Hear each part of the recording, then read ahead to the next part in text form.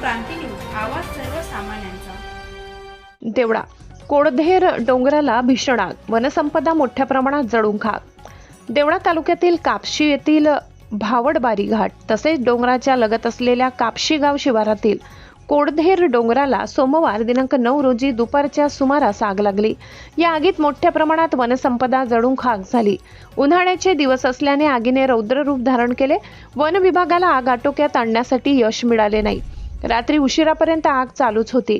घटनास्थळी वन विभागाचे अधिकारी व कर्मचारी दुपारपासून उपस्थित राहून आग विझविण्याचे प्रयत्न करत होते, परंतु आगीच्या हिशोबाने अपुरे मनुष्यबळ आणि डोंगराच्या माथ्यावर आग जात असल्यामुळे आग आटोक्यात येणे शक्य नसल्याचे समजते।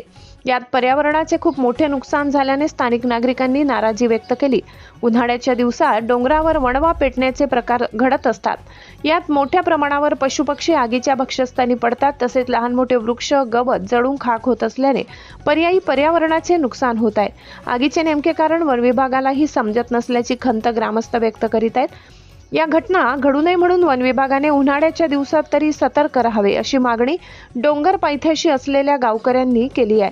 तसेच वन विभागाने याची कसून चौकशी करावी अशी मागणी देखील नागरिकांनी केली आहे। महाराष्ट्र क्रांती न्यूजसाठी प्रतिनिधी दादाजी हिरे, देवळा। अशाच नवनवीन बातम्या पाहण्यासाठी आमच्या महाराष्ट्र क्रांती न्यूज या YouTube चॅनलला लाईक करा, सबस्क्राईब करा आणि बेल आयकॉनला प्रेस करा।